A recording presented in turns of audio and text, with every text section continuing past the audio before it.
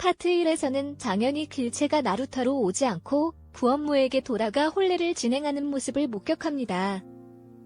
이후 청으로 돌아간 장현은 다른 사람에게 영영 잃었지요. 라고 말하면서 없는 대로 살아간다고 말합니다. 장현은 마음속에서 길체를 정리하고 있었지만 길체가 다시 청으로 끌려와 재회하면 그 기쁨은 말로 표현할 수 없을 정도로 큰 것입니다. 파트 1에서 장현은 길체에게 연통을 보내라는 회상신을 보여줍니다. 소현세자를 따라 청나라 심양을 갔을 때 길체에게 꽃신을 갖고 올 것을 약속하고 떠났지만 약속을 지키지 않았습니다. 길체는 장현의 연통을 기다렸지만 한 통도 오지 않았고 나중에 장현의 유품이 도착해 그 사실을 알게 됩니다. 파트 2에서는 장현이 량음에게 연통을 보내라고 명령하지만 량음은 연통을 중간에서 끊어버립니다. 이 사실을 길체는 구잠을 통해 듣게 되고 자신에게 연락이 오지 않은 것이 왜라는 것을 깨닫게 되면서 둘 사이의 감정은 더 깊어집니다. 파트 2에서 공개된 포스터에서 길체는 상중에 입는 흰 옷을 입고 있습니다. 이 옷은 과거 은혜가 아버지가 타계했을 때 입은 옷과 비슷한데 길체는 이를 통해 구원무가 자신과 장현을 잡으려는 계획을 알게 됩니다. 그리고 혼인을 하기로 결정했지만 아버지가 갑자기 세상을 떠나 혼인을 파기하고 능굴리에 3년간 머물 것을 계획하며 혼자 살아가기로 결심합니다. 길체는 능굴리에서 장사를 하면서 혼인을 다시 하지 않기로 다짐합니다. 그리고 버린 게 아니에요.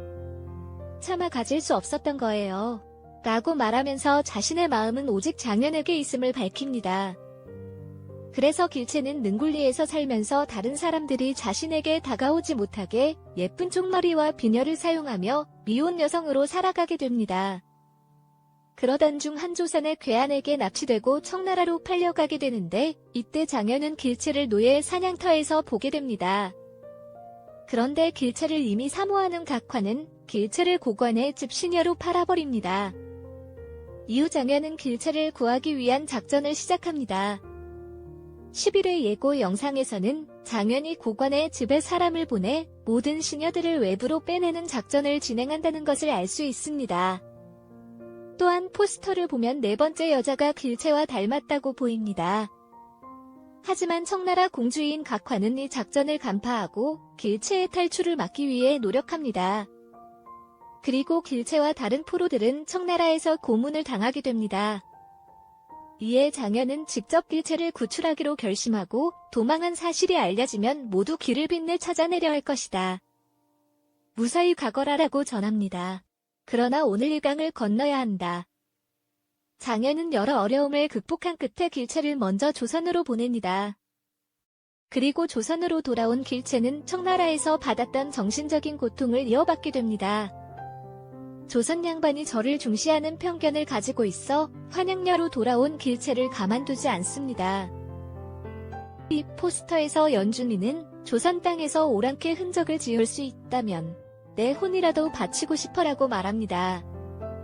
길체는 은혜에게 도움을 받아 조선에서 살아가려 노력하며 은혜는 길체를 위로하고 장현이 돌아올 때까지 격려해줄 것입니다. 별